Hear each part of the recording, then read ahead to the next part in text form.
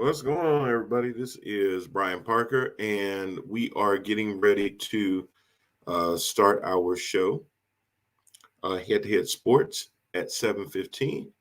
But as always, I like to jump on a little bit before the show officially starts and just welcome everybody. And just remind everybody that if you want to be able to join the show, there's two ways to join. You can join via our live chat. So as we are live on the show, doing the show, which will be recapping week 3 of the NFL and looking forward to week 4, talking about news, notes around the league, you can join us in our live chat. Or if you want to come on for a few minutes, talk about your team, how your team's doing. Hey, there's a lot of teams out there that are pretenders. There's a lot of teams out there that are contenders. Who looks good early on? Is it your team? If you're a Pittsburgh Steelers fan, are you ready to jump over the cliff? If you're a Dallas Cowboys fan, why are y'all so freaking happy that you beat the Eagles? It was the Eagles. Oh my God.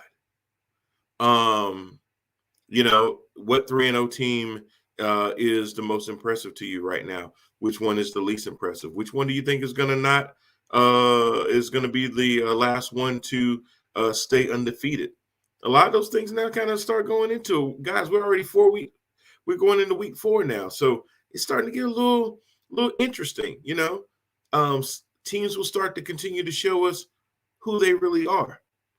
One of the things that I'm really looking at that may not be talked about a lot is, there's a lot of injuries going on right now. And, was it a good idea for a lot of coaches to hold their starters out for all of those preseason games? I know players and coaches for the longest have thought preseason games were just another opportunity for the league to be able to charge full price for tickets when most of the starters aren't out there and everything. But it's also a good time for people to get into game time shape. You can do as much as you can in the preseason and camp and everything else. But that live game action is really, really what gets you conditioned and everything. So for a lot of these players, it looks like they're having their preseason in the regular season. Some of them are getting hurt. I'm seeing more players on injured reserve and things like that. We really thought COVID was going to be what kept people away. But now it looks like it's injuries. So like I said, we got a lot to talk about. We're going to get started in about 5.5 minutes. So this is me giving you guys plenty of opportunity to put the kids away, lock them in the closet for an hour. And come back and join us. We're going to do our little countdown. I put the little timer up here so it will let you know exactly how much time you have. That way you don't miss any of the show. So thank you again. If you want to join, you can do our live chats on this stream, or if you want to join the actual show for a few minutes. Can't have you on for the whole show. But if you want to, come on in, tell us what you think, or you got a question for us, feel free, let it rip. Or a comment, like what I just said about your team, bring it to me. I ain't scared of you. You know where I'm at. Tell you what, DM me. I'll give you the link. You come on the show. I'll see you in 5 minutes.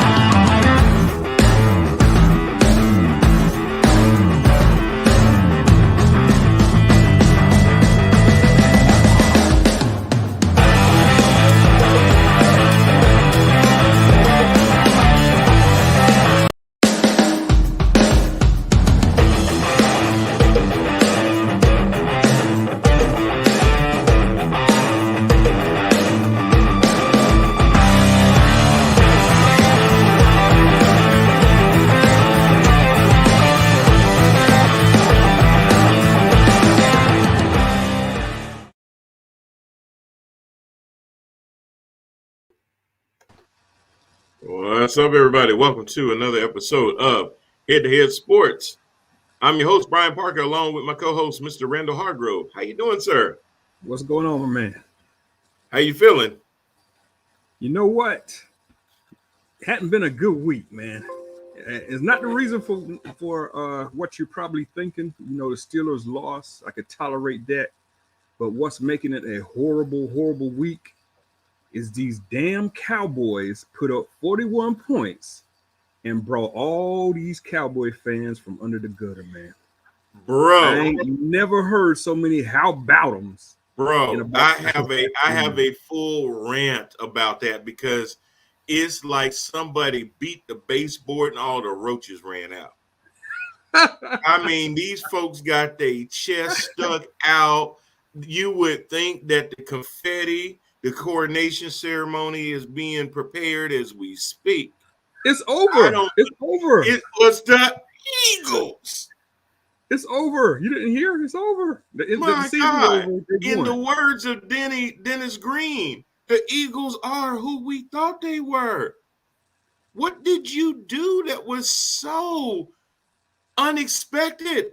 You're expected to win your division because the rest of them are sorry. And like it was funny because my wife told me she went to an appointment today and she took a Uber. And she said the Uber driver was straight DC frail, all stuff loaded in his car and stuff. And, he's sitting there talking about the great game the other day. And I'm thinking, what, you mean the Packers and the 49ers?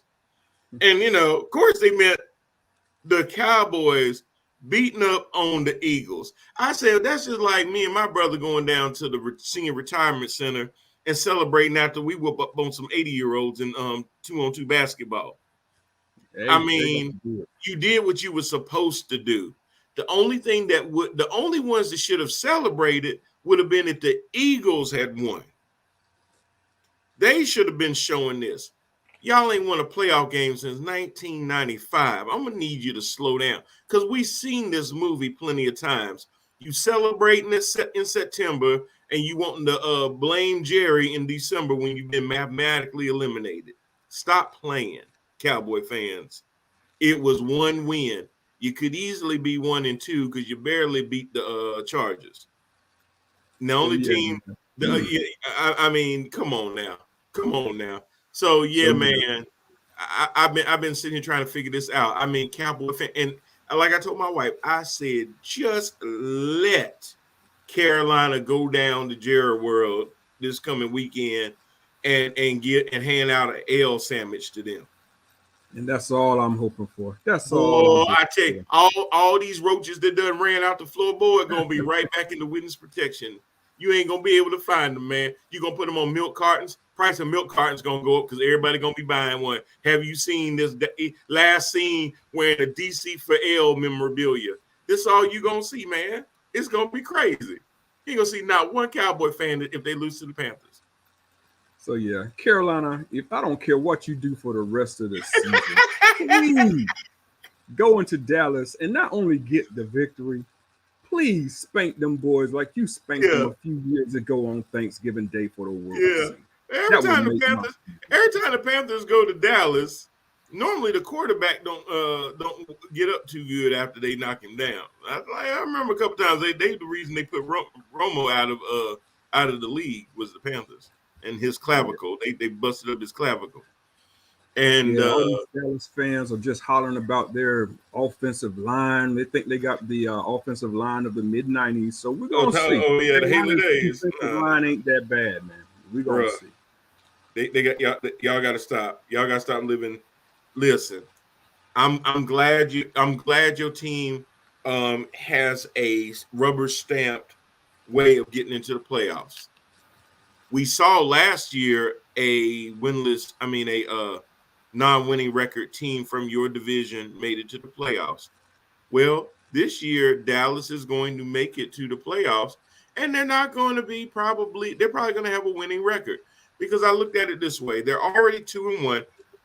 Just to expound on how laughable the rest of their season is.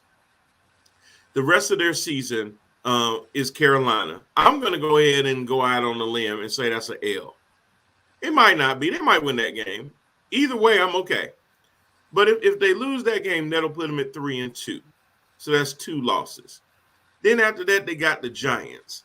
I'm gonna say that's a W from just what I've seen, and it's in Dallas. Then they got to go to Foxborough and play the Patriots. I think that's gonna be a W because I don't think they'll be. I think they'll be able to pressure Mac Jones just enough for the defense to actually keep him in the game. So that's 2 more wins. That's 5 right there. Then they got to go to Minnesota. To me, that's a toss-up. Look, they got a cake schedule. No They doubt got a kick about it. They got schedule. a cake schedule. Then, They will. Then they got They the will. Broncos, Falcons. The Chiefs might be a hiccup. The Raiders might be a hiccup. Then they got the Saints, Washington, New York, Washington again, Arizona, and the Eagles. Wake me up in January with these cats. My Yeah. God, you got a cake schedule. And you know what? I'll be the first one to say you got to play who's on your schedule and let the chips fall where they may. And I get that. All I'm saying to y'all is listen, be measured about it. It doesn't matter what game you won in September that you were supposed to win. It's the game in January because you're gonna because here you gotta remember this, Cowboy fans. Yes, you win the division. Yes, you go to the playoffs, but no, you do not get a first week bye. Only the number 1 team in the NFC will get that. And guess what?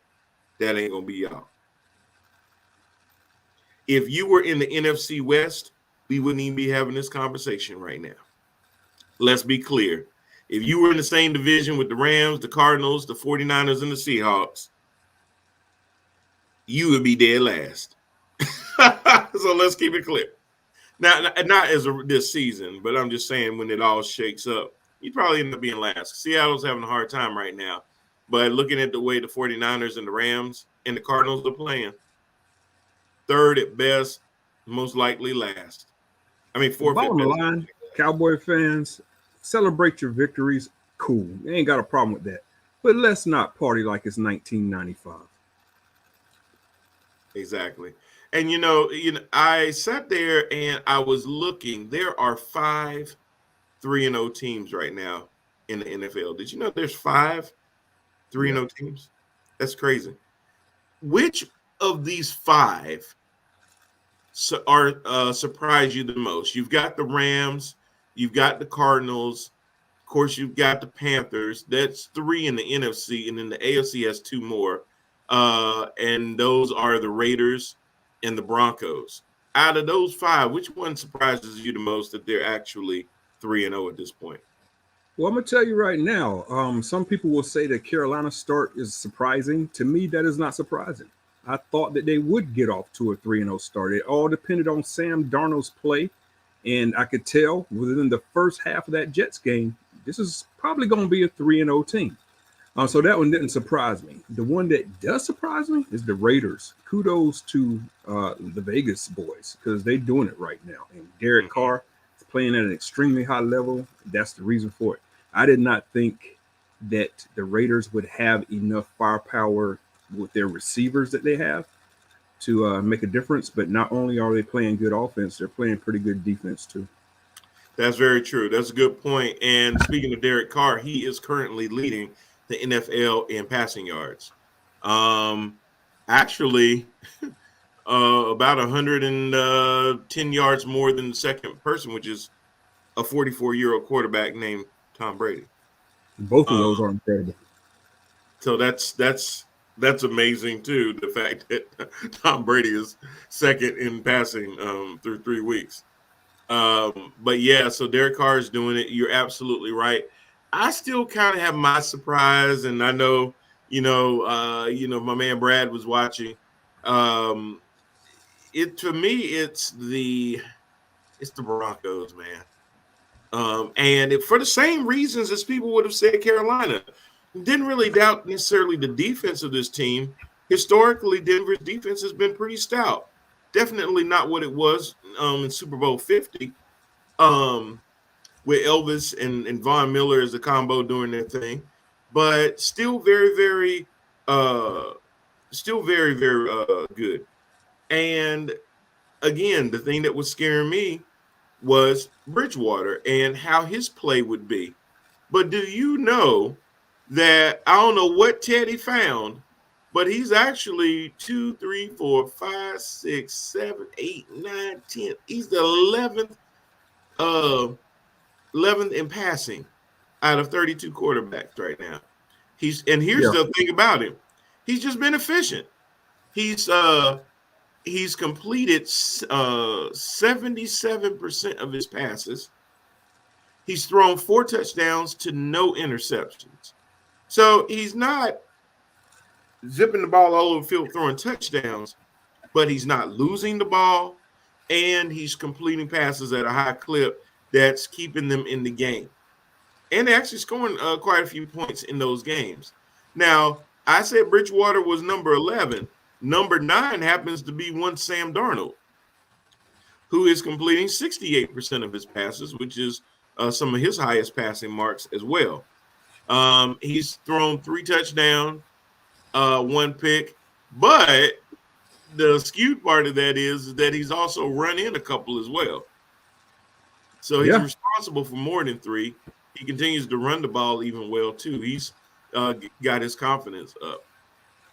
So as far as 3-0 teams, I'm still kind of hanging more along the lines of Denver, just because I wasn't, when Teddy Bridgewater was on the Panthers last year, I just don't know what happened. I don't know if it was COVID. I don't know if it was coaching. Maybe Denver just has what sometimes you play in a better system. Maybe Denver is utilizing Teddy better than Matt Rule and Joe Brady was able to get out of him. Maybe that's all it is. Maybe that's what's surprising me, because what I saw him do in Carolina last year forced me to believe that Denver would have to win in spite of Teddy Bridgewater, not partially because of him. So I'm gonna touch on a couple of things that you just said. First of all, the 3-0 start. Yeah, whoever's on your schedule, you got to beat them, and you get props for that. I can't stand when people try to discredit victories. This is not college football. This is not the college AP voting process where you got to have a substantial victory. A victory is a victory in the NFL. So I give them props for that. However, Stephen A. Smith, if you look inside those 3 victories, Giants, Jaguars, Jets. So I'm going to pump the brakes on the Broncos' playoff chances right now. I think the real meat of their seasons is coming up. You put the combined victories together of the teams that they've beaten, that would be 0, man. The second part of that, you had mentioned something about Teddy throwing downfield. We touched on a little bit about this last week when I brought up the surprising stat about him being number 1 in the NFL as far as attempts over 20 yards. That belongs to Teddy Bridgewater. It does. I think Bridgewater heard the criticisms all summer long, and he is intent now to get the ball downfield. I'm thinking that he is sick and tired of people calling him a game controller or a game manager. Game manager, he was known as that in Minnesota. He was known as that in Carolina. Being that way made Carolina give up on him, I think. So now he's just realizing he has to be that quarterback that looks further down the field. He's got to be a little bit more exciting, man. He's even running a little bit better than he did last year. So, yeah. Mr. Bridgewater, congratulations, props to you. Broncos, props to you as well. I'm just going to slow and pump the brakes a little bit on playoff expectations, just based on who you beat. That's it. Right, absolutely. And are you going to be able to maintain this throughout the rest of the season? A couple of comments that we already have posted. Jermaine Parker, give them boys, let them boys have their fun. Talking about Dallas. Carolina should have put up 40 in their first game, and they didn't. True. Brad says Panthers hands down in response to Cowboys and Panthers. And Brad also chimed in, no one trusted Darnold. No, and a lot of that is because you just don't know if, a thing about being a quarterback, even though I've never actually had to be one, is that quarterbacks are creatures of habit. So they have to get into a rhythm.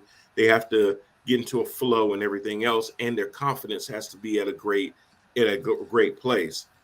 And once a quarterback has been in a bad system for so long, you don't know if they're damaged goods or not. You don't know if just the change of scenery is going to be enough for them to overcome the trauma, so to speak, or if they're going to be able to shake that off and really be able to reinvent themselves, so to speak.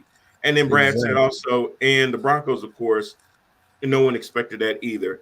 And again, Brad, you're absolutely right. I didn't expect that for the simple fact that I just didn't know how to trust Teddy Bridgewater. Anthony Price comes back on. Everybody knew Ravens was lucky to barely get a win over the Lions. Bruh, we going to talk about that game because you're absolutely right. You're absolutely right. The Lions almost walked away with a victory. It took what was it, a 4th and 19 conversion or something like that. And it also took the leg of one Justin, that man, Bad Tucker. Justin Tucker is the 66-yard field absolute goal. dog. He is the man It of field bounces on goal. the crossbar and then rolls in, man. Look, I mean, I'm just sitting there with my mouth wide the heck open. That was amazing. That's what I'm saying. Cowboy fans, if y'all want a game like that, go ahead, stick it out a little bit. How about them? How about them? Totally agree with you. If you were like that bad man, Aaron Rodgers, who only had 37 seconds, no timeouts, and drove, and number one, got the ball to one of the best, if not the best receiver in the league, who prior to that had gotten his head rattled, was in the medical tent, and in all intents and purposes, we thought he was done. Pulls a Bill Russell, runs back onto the field. I got this. Had his bell rung. Completes 2 long passes to set up 87-year-old Mason Crosby for a game-winning field goal. Now that's a game. That's a game, y'all, that hung in balance and went back and forth, back and forth. That's a game. Is Jimmy G going to sit there and get a staple win against Aaron Rodgers and the Packers? That's a game, Cowboys. The Cowboys, they know a little bit about that situation because if you remember back to the 2017 playoffs in Dallas, 30 seconds left on the clock. Is it a Cowboys?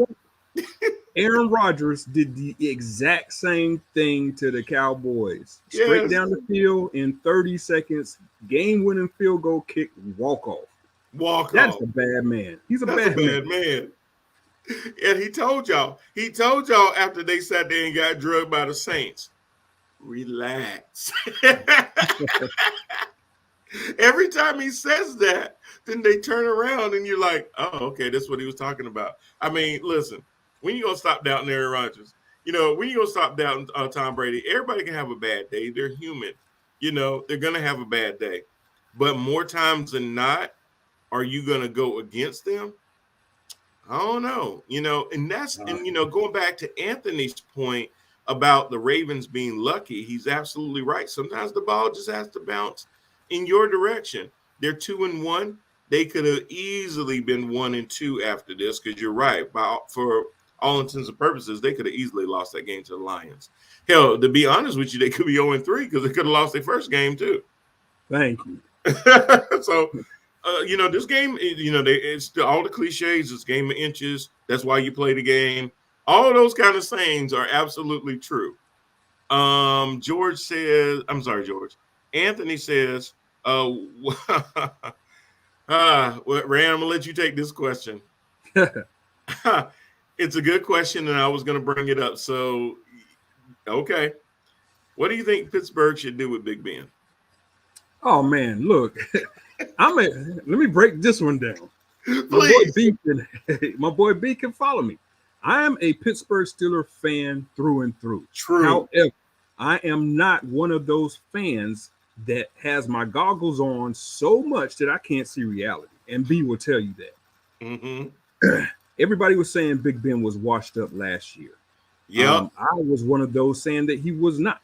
He did. 33 touchdowns and 10 interceptions does not mean a man is washed up. His arm was strong as ever. But in this game of football, people deteriorate quickly before your eyes. Yeah. Big Ben's time is right here and right now, and I'm the one that's sitting here on this screen telling you, Ben is done, man. That game I watched Sunday was one of the worst performances that I've ever seen from him. I know he passed for a bunch of yards. It was garbage time yards. Yeah. But Ben, I don't know. He looked indecisive. He looked slow. He no longer has the ability to escape defenders. You know, the old Big Ben where people were bouncing off of him and he was completing balls downfield 20, 25 yards. Those days are gone. So what do the Steelers need to do with Big Ben? Look, it's a tough decision. But if he puts up 2 more of those, he's got to be benched. He absolutely has to sit down. We need to find out if we can roll with Haskins or Rudolph for the rest of the season and find out exactly what we got with one of those quarterbacks, not in preseason, but in games that count. Because if those two don't have it, then we need to be looking in the draft room come 2022. Ben, I wish his last season was last year. I didn't want him back this year. I did not think he could repeat the performance from last year again this year because it's football, because he's 39 and his last name is not Brady, even though he may think that it is. But look, man, it's just over. It's been a Hall of Fame career. He's got a lot of injuries that catching up to him. I think he's done. I really think he's done. And that hurts me to say that. I've watched him since 2004, his very first game when he came in for Tommy Maddox. It's over, man. It's over. It's over. Anthony says Mason is your best bet. Haskins, no. Let me ask you this: they're only 3 games in. They're exactly where I thought they would be as far as position in the division. Which, for right now, there's a 3-way tie for first, including the Bungles. But that means that they're only 1 game out of first place, even though they're the 4th team right now. If you give up on Ben, are you giving up on the rest of the season and basically saying we have no shot, and the reason that we need to go ahead and see what Haskins and Rudolph have is so that we can start looking forward to the future, and 2021 is pretty much done? Put a fork in it. Yeah, with Tomlin as head coach, I would never say to give up on the season this early. But again, I'm a Steeler fan who's faced reality. Folks, we have Green Bay this week. We're looking 1-3 in the face right now. Yeah. Okay. When it comes to teams that are 1-3 that end up making the playoffs, I can tell you right now that percentage is less than 10. Yeah. So I don't know. I would never say to give up this early, but a 1-3 team, which I'm thinking we will probably be, I would give it until maybe week 5 or 6. And if Big Ben is still putting up numbers as far as dink and dunk passes and unable to see downfield and unable to get the touchdown passes, when's the last time Big Ben passed for 2 touchdowns in a game? It's been a long time. Last year. So yeah, looking at that for offense. yeah, you're right. You guys have the game against Green Bay, then the Broncos come to town. That may be a better opportunity, but then you got the Seahawks coming to town. That could be a dog fight. Then you got to play the Browns again. That's going to be a dog fight. Then the Bears come to town. Then the Lions come to town. Some of those games on paper look like you guys should be able to win them, but I'm going to tell you what. The Bears got a defense, and if they can put some pressure on Big Ben, maybe their quarterback don't need to pass for more than 30 yards and could still pull out a W. Brian, I'm gonna tell you, bro. Those you made a good point with the Bears having a defense, but I'm gonna go a step further with that. Not only do the Bears have a defense, Seattle has a defense, and the Lions. Lions have a defense. You mentioned another team up there, Broncos. The Broncos definitely have a defense. And on top of those teams with good defensive fronts, right now our offensive line is trash. Bro. Trash. It is trash. It's susceptible to get Big Ben hurt trash. So unless Yes. we get some big time improvements in the offensive line where Big Ben is not being hit 10 times a game, it might not even be a decision to make as far as benching him. Just might not even make it. You might get knocked out because you're right. The more hits, even if they're not sacking him, when they're Yeah, able to sit there and tee off on him and get them licks in, those are going to start taking their tolls. It's like a heavyweight fight. It ain't the first couple of punches, but them body blows in the 10th round feel a whole lot different than the ones they did in the second round. you're exactly And right. while his body may have been able to absorb those 10 years ago, he ain't that dude anymore. So them body blows are going to start to catch up with him. Every time he had to keep picking himself off that ground, it's going to be different every single time. And these teams know that. And they're being told in these rooms, get him as much as you can, lay a lick on him. Every Yeah, time you get him down, push it in a little bit without being too obvious. They're telling them that. You might not get the sack, but do the next best thing and knock the stool out of them. And that's what they're going to yeah. do. That's what they're And going to man, do. you know what? Sometimes promotion from within is a good thing, and then other times it's horrible. In this instance, for Pittsburgh, so far in this season, 3 games in now, it has been absolute horrible. I am so disappointed with Matt Canada as the new offensive coordinator. He's brought nothing as far as enlightenment. He's brought nothing new to that offense. He's pretty much kept the same playbook from last year and tried to bring it over and make success out of it this year. Um, I don't know. You told me, B, that it would be a long season for my boys. I disagreed with you. Um, but right now, the injuries are also catching up. Yeah. TJ Watt, game changer. Once he's out of the game, you Yeah. saw what happened. We didn't. Yeah. This was the first time in over 10 years that the Steelers did not get one single quarterback sack in the game. Wow. Wow. Wow, is right. That's incredible. Anthony says, I really think Ben came back for 1 year for a check. You might be right about it. I think he came back for a check. I think he came back for a check. But what I also think, and I could be wrong on this, I think Ben thinks that he's Brady, man. I think he thinks that he could do the things that Brady can do. Yeah. Yeah. And he just ain't that guy. He just ain't. I think Drew Brees did the exact same thing. Yeah. Drew had a couple of motivations. He probably kept trying to extend his passing record and didn't want Brady to get it, which Brady's probably going to get it in New England this weekend against his former team.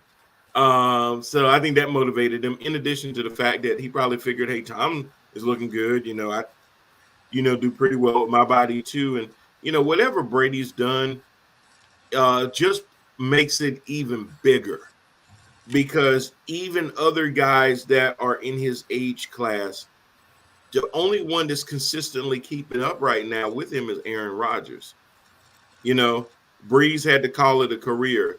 Andrew Luck called it a career. Peyton Manning called it a career. Eli Manning called it a career.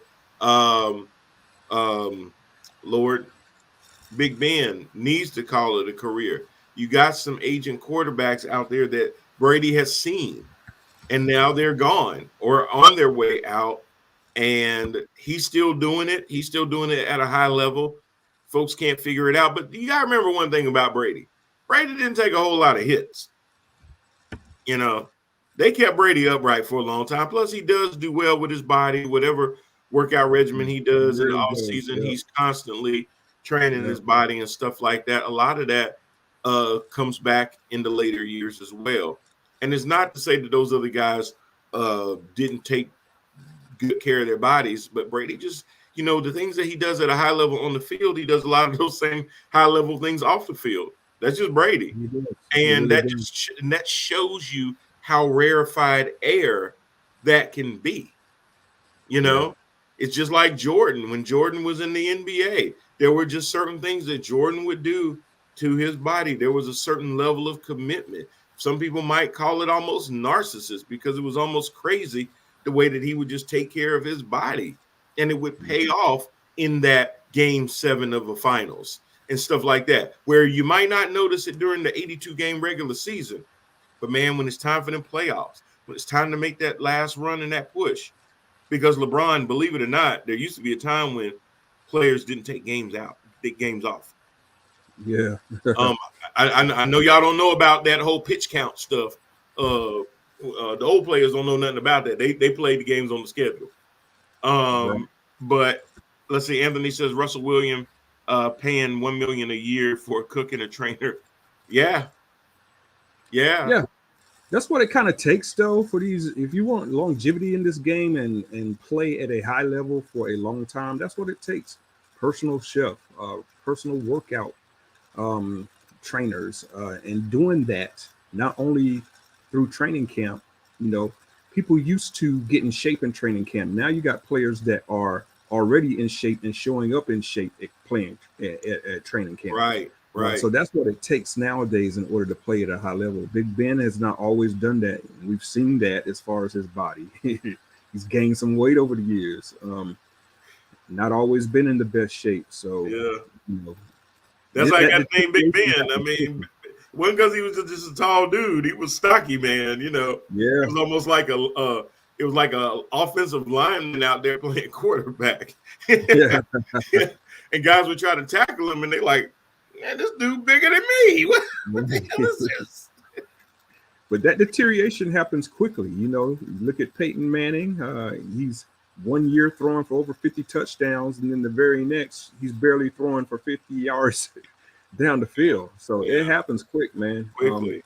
And I'm sorry, it just looks like Big Ben is happening to you. I know my Steeler fans are gonna hate me for saying that, but I got to keep it real, man. It's a reality. You know, if this were Cowboys and Dak Prescott started playing like this after, 15 years, I don't know if they could be that realistic. They blame it on Jared. Hell, they probably still blame it on Garrett somehow. He's 2 years removed, and they probably still trying to blame him. But yeah, you're right. And that's the other thing I was looking at. The thing that I've been noticing through the first 3 weeks are the amount of injuries that are popping up. And I know that with COVID, they changed a lot with injured reserve. Putting a player on IR was normally a death sentence, meaning that they're out for the rest of the season a lot of times. Now they have these short-term IRs as well, which I'm in favor of because it kind of reminds me of baseball. When you put somebody on the injured list, it's only for a couple of games, and then that way they have the chance to come back by, a little further on into the into the season, without their whole season being ruined. Because the thing that you got to remember about when they're on IR, they're still counting against your cap. They're getting paid. The only players that don't get paid are the ones that are on the PUP list for non-football injury. So if you were sitting there doing a watercraft sport or something like that and you got hurt, you're not going to get paid for that, dog. But if you get injured on the field, they pay you for that. If you're on the IR, you get paid for that. Yep. So you always have to keep that in mind that these injuries are mounting up. My question to you, Anthony, I'll get to your comment in a second. Do you think that the fact that a lot of these coaches and owners decided to ice their starters for the preseason games isn't starting to catch up with some of these teams? Man, I don't know. I kind of felt like that last year because if you remember last year, that was kind of going on, and the injuries went like through the roof last year within the first 3 or 4 games. There's a difference between, and we talked about this last season as well, football shape and regular getting in shape. Yes. You can run around the track all day long and have good wind, but there's a whole lot difference between that and getting out there and getting hit and adjusting and picking yourself off the ground time and time again and taking tackles and cuts and maneuvers and avoiding people. All of that. If you're not working those ligaments and you're not doing those type of workouts, those injuries can catch up with you. Like you're last right. year, a bunch of lower body injuries, a bunch of lower extremity injuries, and we're kind of seeing the same thing this year. Yeah, absolutely. Trying to think who it was that just got put on IR today because of a toe injury. I mean, oh wow, yeah, it's crazy. So yeah, I've been looking at that too, and I'm noticing that it seems like more and more players are hitting IR. And it's kind of funny. I was reading Anthony's comment, and I'm gonna be honest with you, Anthony. He says you think Zeke's time is almost up because Tony, as in Tony Pollard, is looking way better. He is. We talked So about this last week. I'm gonna go ahead and give it to the real Cowboy fans. Might not like it. I obviously don't care. But but if Zeke hadn't just signed that new contract that he signed while he was down in Cabo, and they weren't paying him an insane amount of money to do damn near nothing, it would exclusively be Tony Pollard. The fact that they're letting him touch the ball at all is really because of the fact that they have just paid this man. Yeah. So yeah, I think that there would do I think if a team came up to Jerry and said, "Hey Jerry, I'll give you a first and a third for Zeke. What's up?" Oh, should be an easy decision. Now, if he was totally untouchable, Jerry would say, "Man, go on with that, man. Go on with that."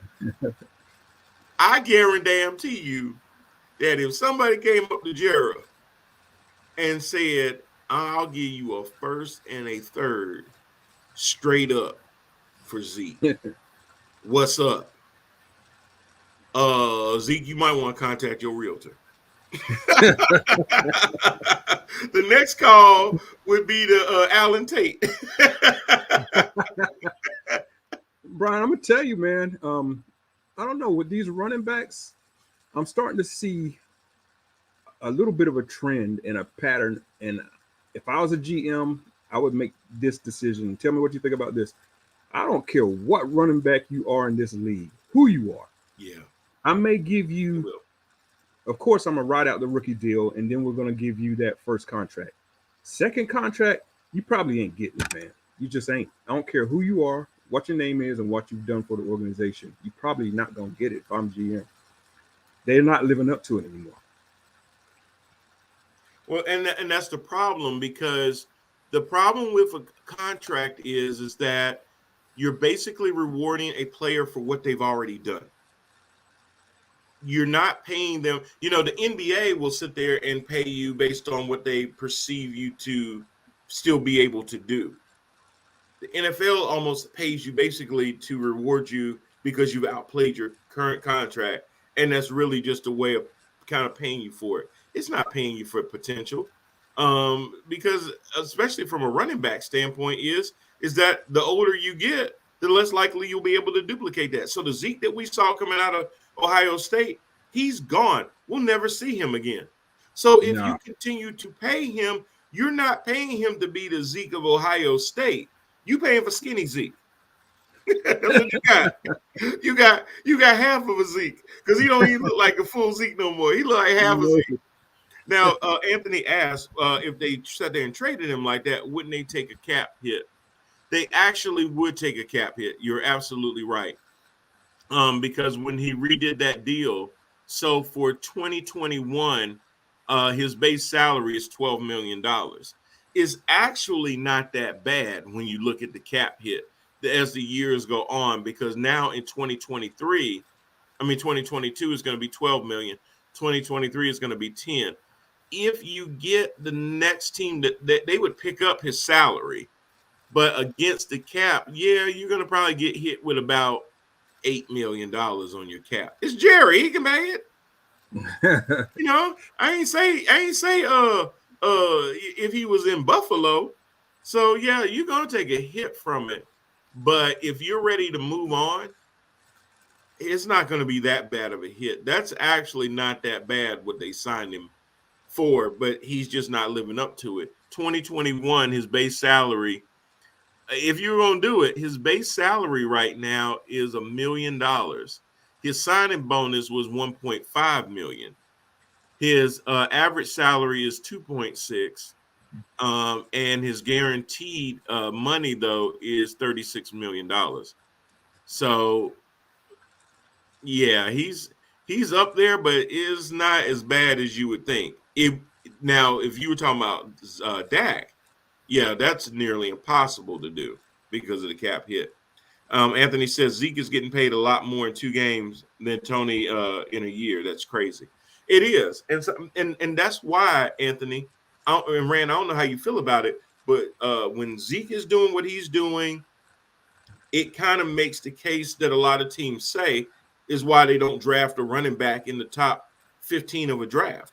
Hell, a lot of them don't want a running back to go in the first round of a draft unless you're talking about the 29th, 30th, and on pick of the draft, which is basically almost damn near the second round, because then that person is really going to a team that made the playoffs, went deep into the playoffs. But to sit there and draft a running back with the 1 through at least the 19th, 20th pick makes no sense, because you're going to, number one, overpay for the back in their rookie deal. And then when you have to then give them that second deal, now you've already set the floor too high to begin with, and now you got to end up paying them more. And it's arguable now that the running back, you've gotten their best years out of them during their rookie deal. So when it's time, That's so it. you That's be it. smart. You're gonna So you be smart not to pick up their 5th year. I mean, you pick up their 5th year, but you don't extend their contract. You let them play out their 5th year. Stop going into the 4th year and going, okay, he's got a year left. Now I need to give him an extension. No, you don't. You play him out. And then if after that 5th year he just balls that year, franchise him. That's all you got to do. Yeah. You know, in my eyes, if I was a GM, you would have to be elite as hell in order for me to extend you. Christian McCaffrey, deserving. Correct. mean, that's the dude. I mean, you extend a person like that because you don't want to lose him, of course. Somebody who's good out of the backfield, who basically a wide receiver, and also a very strong running back who could do it all. You know, take a guy like that. But other than him, like looking around the league, it's just not worth it. I mean, would you do Derrick Henry or Dalvin Cook that way? Derrick Henry. Okay, probably both of those. Henry is a game changer himself. We see that. Dalvin Cook, I don't know, smaller back. I probably would extend him just based on him being as elite as he is. But a third deal, no. Right. Oh God. Yeah. You better get in them first 2, because there ain't gonna be a third one. If it's a third one, you're gonna be like LaShawn McCoy, the 4th running back on those players. Team. That's it. Yeah. And then it's gonna go back to what Anthony said. You showing up basically for that check. Yeah. Because you're not gonna hit the field. Kind of check out like that. Mm-hmm. And they're not gonna put you on special teams because you're so old. That wouldn't make any sense. So yeah. He said Jerry Jones was stupid to wait to give everybody a new deal. He waited, and now he's paying them a lot more. Well, he should have not extended Zeke. He should have put all that into extending Dak. Exactly. Instead of, he lost money because he could have got Dak at a cheaper price if he had done this 2.5, 3 years ago when he should have done it. He kept waiting. Now he let Zeke punk him out. All Zeke had to say is, "All right, we'll see how many games y'all win. I'm chilling in Cabo. Give me a call." And because the season started out so crazy, that's what made Jerry's perk up a little bit. You know, when he saw what Cooper Rush and Danuzzi and God, I can't think of the other quarterback. They had 2 other quarterbacks with Dak being out. Then you start to really see Dak's value, and that's why Jerry had to pay, because you let him go through all of the contracts. All of his contract, and then knowing that if you franchised him, he'd have to be the top 3 in his position. He was going to be over. You were going to pay him a 1-year contract for damn near $40 million. Yeah. Even as rich as Jerry Jones is, don't make any sense. You could have done it for like 36, 37. Yeah. So you did it to yourself. And Jerry, you are the businessman. You know how these salaries work. You already saw it starting to trend that way when Jared Goff got overpaid, when Carson Wentz got overpaid, when they paid Russell Wilson, when they redid Aaron Rodgers. You started seeing what happened with these contracts.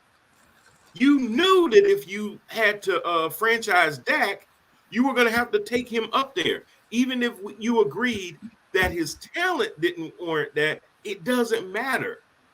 The impact he has on your team is all that matters. You can't say, but for he's not Russell Wilson, but for he's not Aaron Rodgers. He's the Aaron Rodgers of your team.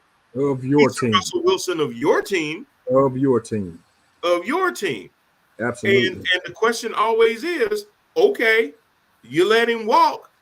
Who's next? Ben DiNucci? I thought you wanted to win a Super Bowl before you went on to Paradise. Ben ain't gonna bring you one, Jara. So, so that's what you got to keep in mind is that it's you got to understand the value of the guy on your team and what he does for your team. You can't compare him to other players around and say, "Well, I'm overpaying." No, you're not. No. You overpaid now because you waited too long. If you had signed him 3 years ago, I guarantee you would have got him for 35, maybe even 32. But you had to pay that extra money because you drug your feet. Once Dak got injured and the Cowboys started losing games, all of them bargaining chips rolled straight over to his side of the table. Yeah, because now all the leverage went over to Dak. Dak got enough film now. Dak could go somewhere else. Dak could have went to Houston. Dak could have made a whole bunch of money in Houston, especially now with what's going on with the Sean 22 allegation Watson, or he could have gone to Philly. Yeah, that would be an upgrade. He could go to Chicago. That would have been an upgrade. Hell, he could go to Atlanta. That would be an upgrade. He could go to Washington. He could go to any of your NFC least division folks, and he could go. If he went to the Giants, if he went to Philly, if he went to Washington, ain't gonna be no how about him. Ain't gonna be no win over the Eagles. So yeah, you can look at it that way too. They certainly sat there and drug their feet because Jerry didn't want to pay. No, we don't want him in Washington. Why not? So wait a minute, Anthony. Now Taylor Heineke has looked decent at times. He did throw some picks this past week. He's been very decent. He's been pretty steady. He's not played like somebody that hasn't had as many starts. Totally agree with you.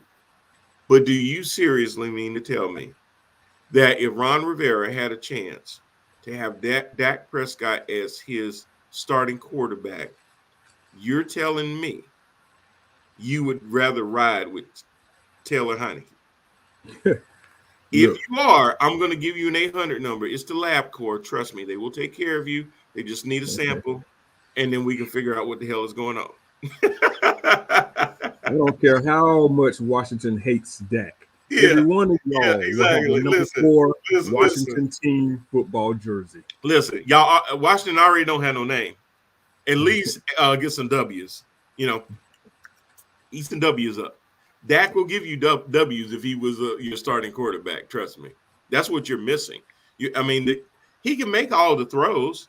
The dude has proven that he can throw for 4,000 or 5,000 yards, and now having an extra regular season game, you're going to see a lot more 4,500, 5,000 yard quarterbacks.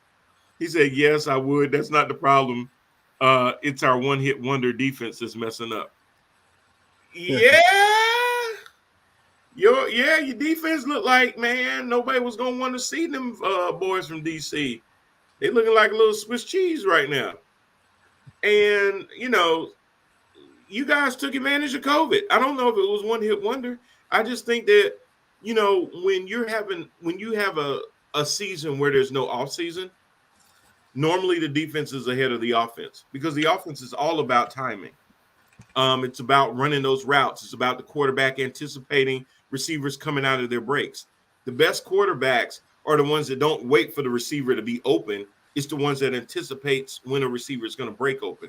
And that has a lot to do with timing. You see a lot of quarterbacks that by the time they release the ball, the receiver ain't even wrapped his head around yet. But they know he's about to come out of that break. As soon as he come out of the break, he catches it in stride so he doesn't have to slow up to meet the ball. Those are some of your better quarterbacks. I've seen Dak make throws like that. Heineke, I saw him make a couple of throws like that the other day too. those are your better quarterbacks. But your defense normally is ahead of your offense, especially when you don't have a preseason like we did last year. Everybody had a training camp this year. Now Yeah. people know how to exploit your defense. I'll speak to a little bit of that myself as far as the Washington Redskins defense. The offense got to score some points too, or that That's the defense is problem. just going to get wore out, man. I mean, you Bingo. put up 16 the first game. The second game you did well, 30 points. Only 21 in your last game against Buffalo. Y'all got to put up some points, get that defense off the field, and you'll see a better Exactly. defense. Exactly. Time of possession is huge. If you keep running three and outs, three and outs, three and outs, then you bring your defense. Your defense is winded, man. So yeah, they're gonna have it, and you know it. They got their hands on their knees. They Yeah. taking you having more penalties and stuff like that because they're tired. Even the best players, at that time of possession is lopsided because your offense can't sustain drives. It's going to make even one of the best defenses look mediocre at best. Again, not driving in the Bridgewater thing, but that's why I was worried about Denver because I was like, if he keeps going three and out, I don't care if Von Miller done found the fountain of youth and the rest of them boys back there are really good and can pin their ears back. That's going to catch up with you. And again, it's not the first and the second quarter. It's going to start to be the end of the third going into the fourth quarter where it's going to start to really catch up with you. Right. So, and then, when you're having to defend against short fields, quarterback done threw a pick. Now you got to not only go back out there, but you got to defend the short field because they're in a position where they can score. Now you got to be even more conservative because they might try to suck you in, play action, and throw it over top of you. So you got to be real careful with that. So I said, yeah, Chase Young is making me mad. We won't win in a shootout. Defense carries our team. Exactly. You won't win in a shootout most of the time. You're going to have to win because your defense is going to have to be good. You're going to have to play a good game of field position, but your offense has to do their part. You can't have these third and longs. You can't sit there and have these fourth and ones. Your coach decides to go for it, and your running back don't know what the hell he's doing. Or your Yeah. coach try to get too cute and call a passing play on a fourth and one. I've been seeing a couple of those lately that ain't worked out too good either. Where they're trying to get too cute. You can do a quarterback sneak, you can do a power, all those kind of things. You can scheme, run the back off of one of the sides. Hell, here's an idea: bring in a fullback. Right. Damn, that's what the whole point of a fullback was. I know a lot of y'all, if you're younger, you may not know what a fullback is. So just Google it. I ain't got time to explain it right now. But it's a person that used to be on most NFL teams, and most of them you're gonna need a milk carton to find one anymore. Most teams don't even put fullbacks on their teams. But this is why you have fullback. In situations like that.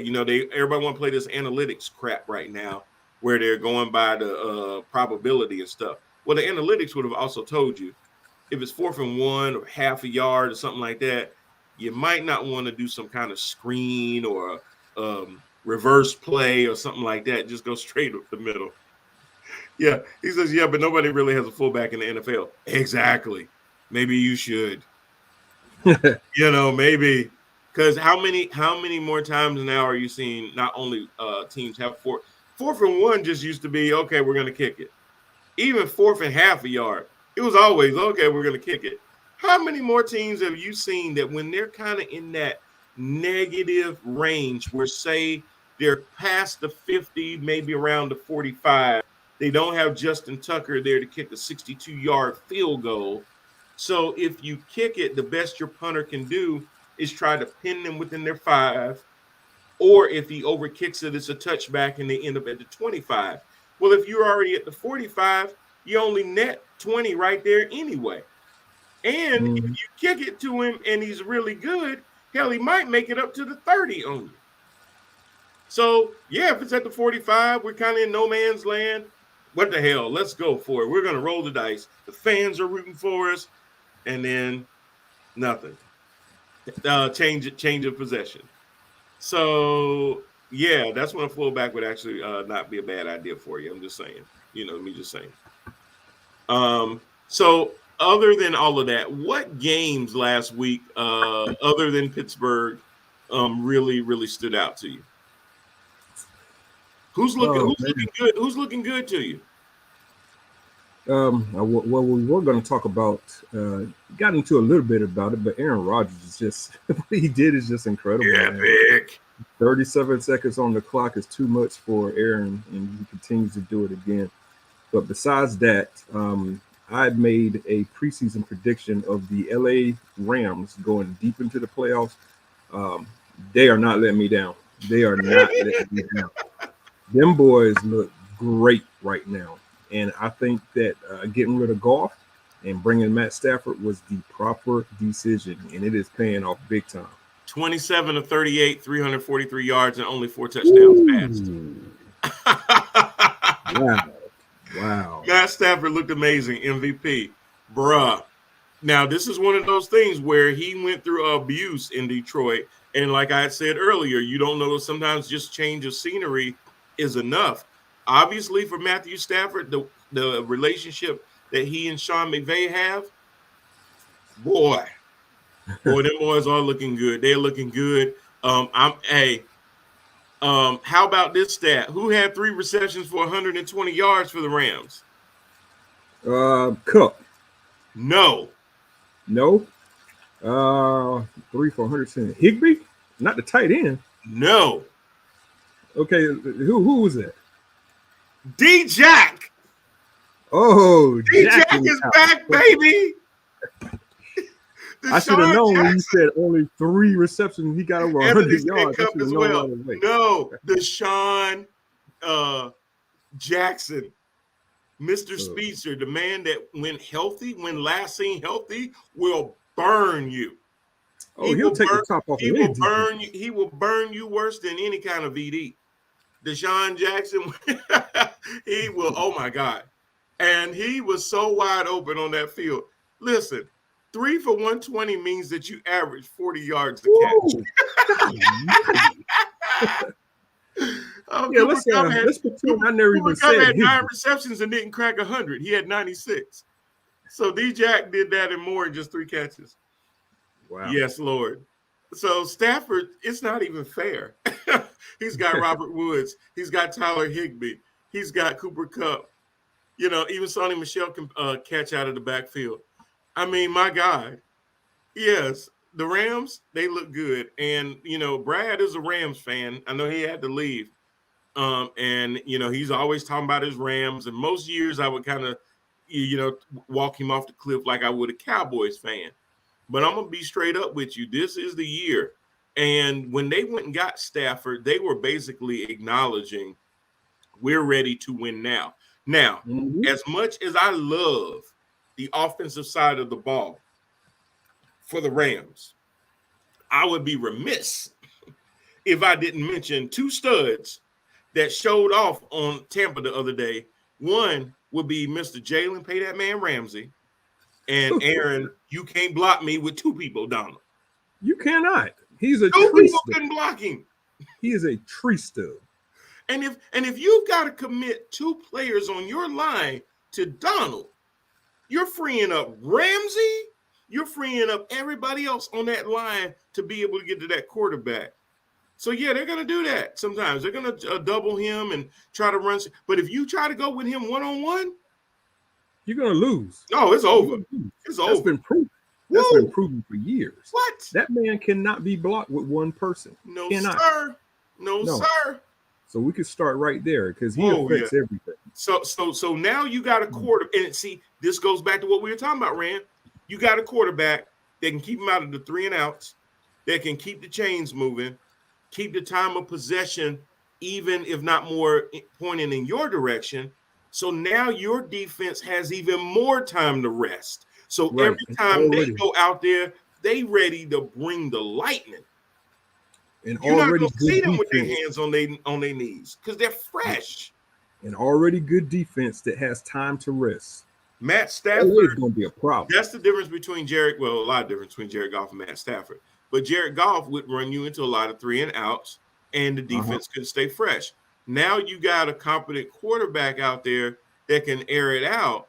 that will keep your defense from having to keep coming up on half fields and change of possessions, and he threw a pick and now we gotta go back out there and they're on their side, they're on our side of the field and stuff like that, and we got to protect it. You're keeping your defense fresh. That's what Matthew Stafford does. He does all these other things well, as Deshaun Jackson can tell you. But the main thing is that he's helping the defense from an offensive point of view. Yeah. He could get those touchdowns. He could finish drives, which is where Goff really struggled at, finishing drives. And he's not giving the turnovers that Goff was giving up either. So, yeah, LA is going to be a serious, serious problem. They keep playing like this. Mm-hmm. Yeah, I sat there and was watching, the Jaguars were giving it to the Cardinals for a while on Sunday before they actually pulled away a little bit. Cardinals had some problems. Kyler Murray, he threw one pick. He had 316 yards passing, but it just seemed like you just didn't really feel like the Cardinals were taking control of that game until the end. That kind of surprised me. I thought Jacksonville would have been an easier thing for them, but Jacksonville actually gave them a fight. Trevor Lawrence, he threw 219, 1 touchdown, 2 picks. So Urban Meyer's committed to letting the rookie make the mistakes early and hopefully see him grow out of it. And I'm sure he will. I actually think he'll probably be okay. Yeah.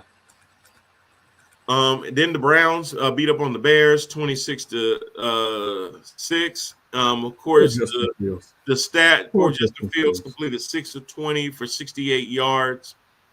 He actually got sacked more than he had completions. Everybody keeps bringing that up because he got sacked 9 times, I believe. Yeah, but you know what? I blame Nagy for a lot of that too because he's just kind of threw my man out there. Well, here's the thing.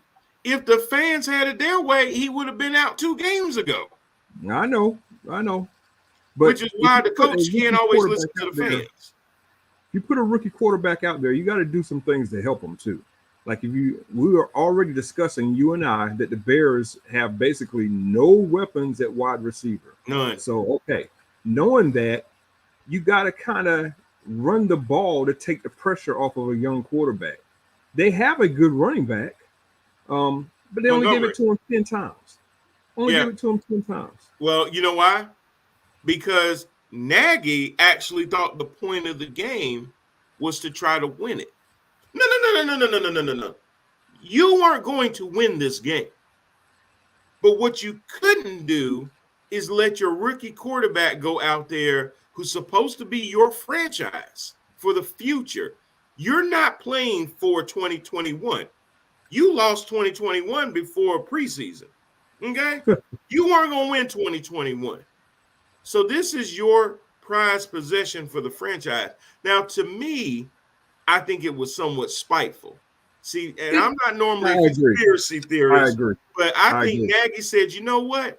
When Dalton went down, the smart move would have been to bring Foles in and still have Fields watch and learn. Yeah. But because y'all been asking for him and because y'all want to fire me so bad, here you go. Give you what you're asking for. Here you go. Here you go. And then when it's time for the press conference after the game, I'm going to let your franchise quarterback answer the questions. How about that? Yep. I think that's what he did. And, I'm going to give him a couple of knives in a gunfight, too. So yeah. If he survives, he survives. If he don't, he don't. I'm going to prove to you right now that this is why we don't sit there and throw a rookie into the situation. He already knew. And that was the main thing. And the fans just didn't want to hear it because they've been traumatized. They haven't had a quarterback since never. And they thought that, okay, we see this and we want him to go ahead and start and lead us to the promised land. Listen, y'all, I ain't saying it'll never happen, but if you really thought that Justin Fields was going to number one start on day one or whatever time he started and the Justin Field era begins, and all of a sudden you guys are looking like world beaters, then I mean you're out of your mind. You're out of your mind. That was never going to happen. Matt Nagy knew that. He was trying to protect this quarterback, even knowing that his future isn't certain with the team. More than likely, he'll get fired before the end of the season. Oh, Not he's because, not for any other reason than, well, for two reasons. Doing it before the end of the season does give you the opportunity to start evaluating other coaches and bringing them in before the season is over. That way you can get a seat, you can get your coach, you can get your GM, then y'all can get ready for the draft and stuff like that before the seasons are officially over. That's the main reason that you do that. You know you're not going to win a bunch of games this year. You know you just don't have the talent around a rookie to be able to do what you need to do. And that's okay. We know Andy and the coach planned that to mess up Justin Fields. Exactly. Exactly. Well, it was to show everybody why you were reluctant to put him out there. You yep. knew what you had. You know, I would have put Nick Foles if I was trying to win the game. I would have put Nick Foles out there. If I was trying to say F you to the fans, I would have put Justin Fields out there. And that's exactly what happened. That's what happened. Yeah. So yeah, so you know, you gotta be careful what you ask for because you just might get it without the results. So Cleveland still looking good. Beckham looked really good in his return. The Titans did what they needed to do against the Colts. Again, if you look at Tennessee, that bad man Derrick Henry, 28 rushes for 113 yards. Did not run for a touchdown in this game. He also caught 3 passes for 31. Tannehill was struggling a little bit early on in the game. He threw 2 picks early. He had to settle down, finally got his feet up under him. Didn't even throw for 200 yards, but they're still just plugging along. This is one of those teams that I had higher expectations for. They're 2-1. But yeah, you know, they're going to win their division by default because the rest of the division sucks. But they're not really doing Tennessee-like things that they did last year. So don't know what to make of them yet. And I feel the same way with Buffalo. They did have a statement game in some ways against Washington, but it was Washington. Taylor Heineke threw 2 touchdowns, but also threw 2 picks. On the other side of it, Mitch Trubisky actually threw 1 pass for 1 yard. But no, really. Josh Allen, 32 of 43, 358 yards, 4 touchdowns, no picks. I guess the more impressive thing of that is Mitch Trubisky threw for 1 yard, had no touchdowns and no interceptions. Question for Randall. Yes. Someone said Pittsburgh gave up in that game. So all I'm going to say is this. That is the worst performance by the Steelers I've seen in several years. And some of the folks, I believe it was Jamar Chase on the Bengals, who was on the field, was competing against those guys. He would know better than I would. He said the Steelers quit. I'm going to take Jamar Chase for his word because that was ugly. That was ugly. Man, hey, Burrow got his college receiver, man. That looked like a combination that you're going to hear a lot of, Burrow to Chase. Yeah. Burrow to Chase.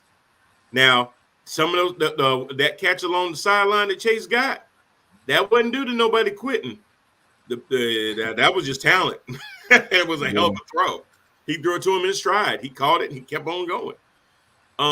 Yeah, you know, you get deflated, especially when your defense is having to keep going back out there. Like by the time they can sit down and get some water, they having to get back up because your offense can't sustain a drive.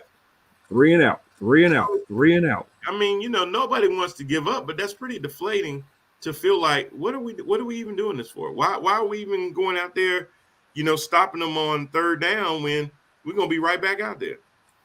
Well, when you're down by 14 points and it's taking you 8 minutes, 9 minutes just to go 70 to 80 yards, I mean, that's going to deflate any defense, especially at the end of that 80 and 90 yards, you walking away with a field goal.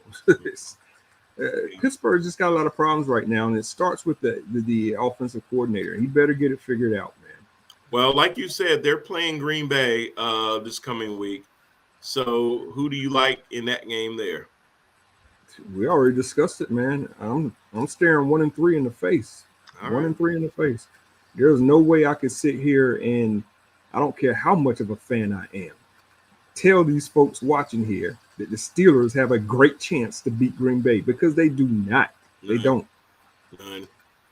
None. Bears and Lions in Soldier Field. Who you got on that one? Bears, Lions, and Soldier Field. That would be a good one. Yeah, let's roll. I'm gonna roll with the Bears. I think they're gonna make a proper decision at quarterback, whoever that might be, and put a little bit of defense on golf. You Okay. got good golf and bad golf. I'm expecting bad golf for this game. I hear you. I'm actually going to roll with the Lions based on what I saw them do against the Ravens. Not Yeah, because of Jared Goff, in spite of Jared Goff. I think the defense will win the day for them. I think it's going to be neither quarterback is going to pass for more than 125, 130 yards.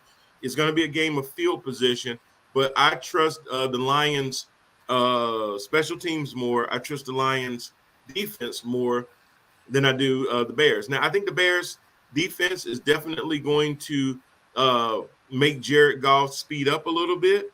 But again, I don't think it's going to be because. But now, if they do enough play action to freeze some of the linebackers and stuff like that, you might have a chance. But I just kind of see them pulling that one out. We've got. Let me see what other one on here looks really good. Cleveland is going to Minnesota. I'm picking Browns on that one. How you see yeah, that? same. Yeah. The Chiefs are going to play the Eagles, and after they beat them, they're going to go around thumping their chest like Cowboys fans. Mhm. But it will be a good game for the Chiefs after you've had the last 2 weeks kind of handed to you.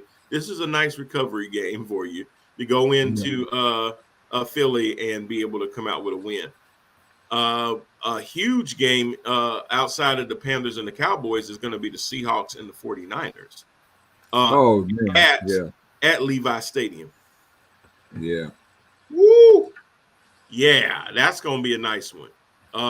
We already, and then you've got the Ravens and the Broncos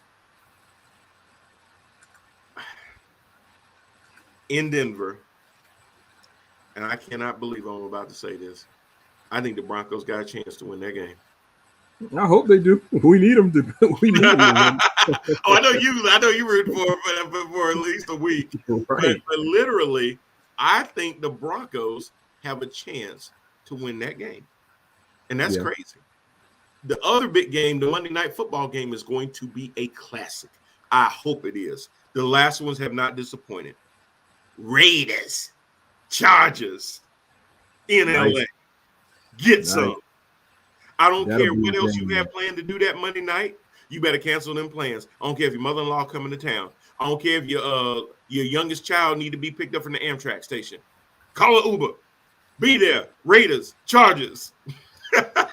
And then, of course, the Sunday night slaughter between the Buccaneers and the Patriots. I'm going Bucks. I'm going Tom Brady gets the show Bill.